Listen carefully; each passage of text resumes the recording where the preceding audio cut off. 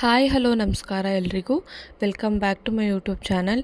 ಇವತ್ತಿನ ವಿಡಿಯೋದಲ್ಲಿ ರುಚಿಯಾದ ಈಸಿಯಾದ ನೂಡಲ್ಸ್ನ ಮನೆಯಲ್ಲಿ ಹೇಗೆ ಮಾಡೋದು ಅಂತ ತಿಳಿಸ್ಕೊಡ್ತೀನಿ. ಮೊದಲಿಗೆ ಬೇಕಾಗಿರುವ ingredients: noodles 1 pack, carrot beans ಉದ್ದನಾಗಿ ಕಟ್ ಮಾಡ್ಕೊಂಡಿರೋ ಅಂಥದ್ದು, ಮೆಣಸಿನ ಪುಡಿ ಅಂದರೆ ಪೆಪ್ಪರ್ ಪೌಡರು, 1 ದಪ್ಪ ಮೆಣಸಿನ್ಕಾಯಿ, ಆನಿಯನ್ನು 2 ಮೀಡಿಯಮ್ ಸೈಜು, ಹಸಿಮೆಣಸಿನ್ಕಾಯಿ 1-2 ಆದರೆ ಸಾಕು, ಮತ್ತು ಕೊತ್ತಂಬರಿ ಸೊಪ್ಪು. ಸಾಸ್ಗಳಾದ soya sauce, vinegar, red chilli sauce, tomato sauce as per requirement ಹಾಕೋಬೇಕು. ಮತ್ತು ನೀರಿನಲ್ಲಿ ನೂಡಲ್ಸ್ನ ಬೇಯಿಸ್ಕೊಳ್ಳೋಕ್ಕೆ ನೀರು ಸ್ವಲ್ಪ ಪ್ರಮಾಣದಲ್ಲಿ ತೊಗೋಬೇಕು. ಫ್ರೈಡ್ ರೈಸ್ ಮಸಾಲ ಆಪ್ಷನಲ್ಲು, ನೀವು ಹಾಕ್ಕೊಂಡ್ರೆ ಅದು ಇನ್ನೂ ಚೆನ್ನಾಗಿರುತ್ತೆ ಒಗ್ಗರಣೆ ಟೈಮಲ್ಲಿ. ಮೊದಲಿಗೆ ನೂಡಲ್ಸ್ನ ಬಿಸಿನೀರಿಗೆ ಹಾಕ್ಕೊಂಡು ಬೇಯಿಸ್ಕೋಬೇಕು. ನೋಡ್ಕೊಂಡು ಬೇಯಿಸ್ಕೊಳ್ಳಿ. ಸ್ವಲ್ಪ ಪ್ರಮಾಣದಲ್ಲಿ ಉಪ್ಪು ಹಾಕ್ಕೋಬೇಕು, ಸ್ವಲ್ಪನೇ, ಜಾಸ್ತಿ ಏನಲ್ಲ. ತುಂಬ ಬೆಂದುಬಿಟ್ರೆ ಚೆನ್ನಾಗಿರೋದಿಲ್ಲ. ಸೊ ನೋಡಿಕೊಂಡು ಸ್ವಲ್ಪನೇ ನೋಡಿ, ಈ ಥರ ಚೆಕ್ ಮಾಡಿಕೊಂಡು ಮೆತ್ತಗಾಗಿರೋದನ್ನ ನೋಡಿಕೊಂಡು ತೂತ್ಪೋಸಲ್ಲಿ ಸೋಸ್ಕೊಬಿಡ್ಬೇಕು. ಸ್ವಲ್ಪ ಹಾರೋದಕ್ಕೆ ಬಿಡಬೇಕು. ಒಗ್ಗರಣೆ ಆಗೋವರೆಗೂ ಅದು ಹಾರುತ್ತೆ. ಬೇಕಿದ್ದರೆ ತಣ್ಣೀರನ್ನ ಹಾಕ್ಕೊಟ್ರೆ ಅದು ಹುಡುಡಿಯಾಗುತ್ತೆ.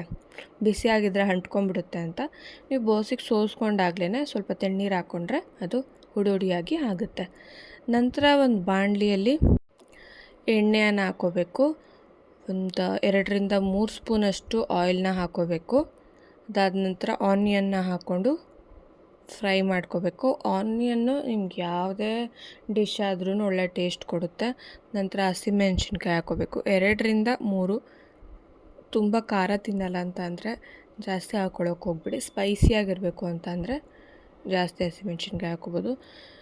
ಲೈಟ್ ಬ್ರೌನ್ ಕಲರ್ ಬರೋವರೆಗೂ ಚೆನ್ನಾಗಿ ಫ್ರೈ ಮಾಡಬೇಕು.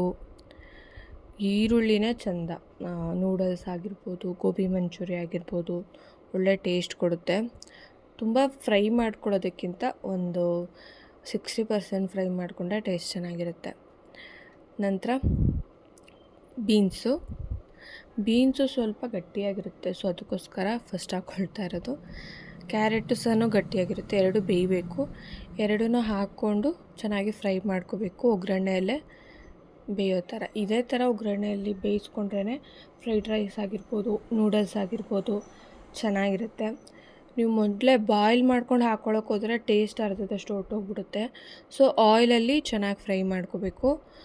ನೋಡಿ, ಆನಿಯನ್ನು ಒಂದು 60% ಬೆಂದ ಮೇಲೆ ಕ್ಯಾರೆಟ್ ಬೀನ್ಸ್ ಹಾಕ್ಕೊಂಡು ಬೇಯಿಸ್ಕೊಂಡಾದ್ಮೇಲೆ ನಂತರ ಅದೊಂದು ಸ್ವಲ್ಪ ಮಟ್ಟಿಗೆ ಬೆಂದ ಮೇಲೆ ಕ್ಯಾಪ್ಸಿಕಮ್ ಹಾಕ್ಕೊಳ್ತಾ ಇರೋದು. ಬಿಕಾಸ್ ಕ್ಯಾಪ್ಸಿಕಮ್ ಬೇಗ ಬೆಂದುಬಿಡುತ್ತೆ ಕ್ಯಾರೆಟ್ ಬೀನ್ಸ್ಗೆ ಕಂಪೇರ್ ಮಾಡಿದ್ರೆ. ಈರುಳ್ಳಿನೂ ಬೇಯುತ್ತೆ, ಬಟ್ ಈರುಳ್ಳಿ ಒಗ್ಗರಣೆಲಿ ಬೆಂದರೆ ಟೇಸ್ಟ್ ಚೆನ್ನಾಗಿರುತ್ತೆ.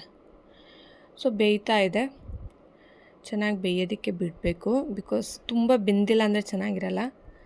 ನಂತರ ನೂಡಲ್ಸ್ನ ಹಾಕ್ಕೊಳ್ತಾ ಇರೋದು, ಚೆನ್ನಾಗಿ ಮಿಕ್ಸ್ ಮಾಡ್ಕೋಬೇಕು. ನೂಡಲ್ಸ್ ಅಷ್ಟನ್ನು ಹಾಕ್ಕೊಂಡು ಮಿಕ್ಸ್ ಮಾಡ್ಕೊಬೇಕು. ಈ ಥರ ಮಿಕ್ಸ್ ಮಾಡಿದ್ರೆ ಎಲ್ಲ ಕಡೆಯೂ ಮಿಕ್ಸ್ ಆಗುತ್ತೆ. ಇದಾದ ನಂತರ ಪೆಪ್ಪರ್ ಪೌಡರನ್ನು ಹಾಕ್ಕೊಳ್ತಾ ಇರೋದು. ನಂತರ ಎಲ್ಲ ಸಾಸ್ಗಳನ್ನೂ ನಿಮಗೆ ಆ್ಯಸ್ ಪರ್ ರಿಕ್ವೈರ್ಮೆಂಟು. ತುಂಬ ಸಾಸ್ ಥರ ಇರಬೇಕು ನೂಡಲ್ಸ್ ಅಂತಂದರೆ ಜಾಸ್ತಿ ಹಾಕ್ಕೊಳ್ಳಿ. ಇಲ್ಲ ನನಗೆ ತುಂಬ ಸಾಸ್ ಥರ ಬೇಡ, ನಾರ್ಮಲ್ ಆಗಿರಬೇಕು ಅಂತಂದರೆ 1 ಸ್ಪೂನ್ ಹಾಕ್ಕೊಂಡ್ರೂ ನಡೆಯುತ್ತೆ. 1 spoon soya sauce, tomato sauce, red chilli sauce, ವಿನಿಗರ್ನ ಹಾಕ್ಕೊಂಡು ರುಚಿಗೆ ತಕ್ಕಷ್ಟು ಉಪ್ಪನ್ನು ಹಾಕ್ಕೊಂಡು ಚೆನ್ನಾಗಿ ಮಿಕ್ಸ್ ಮಾಡ್ಕೊಬೇಕು. ಹಾಗೆಯೇ ಫ್ರೈಡ್ ರೈಸ್ ಮಸಾಲ, ಅದು ಆಪ್ಷನಲ್ಲು, ಬಟ್ ಅದು ಹಾಕ್ಕೊಂಡ್ರೆ ನಾರ್ಮಲಿ ಫ್ರೈಡ್ ರೈಸು ನೂಡಲ್ಸು ತುಂಬ ಚೆನ್ನಾಗಿರುತ್ತೆ ಮನೇಲಿ ಮಾಡಿದಾಗ. ಎಲ್ಲ ಹದವಾಗಿ ಹೊಂದ್ಕೊಳ್ಳೋವರೆಗೂ ಬಾಣಲೆಯಲ್ಲೇ ಬಿಟ್ಟು ನಂತರ ಸರ್ವ್ ಮಾಡ್ಕೋಬೇಕು. Noodles ready to heat.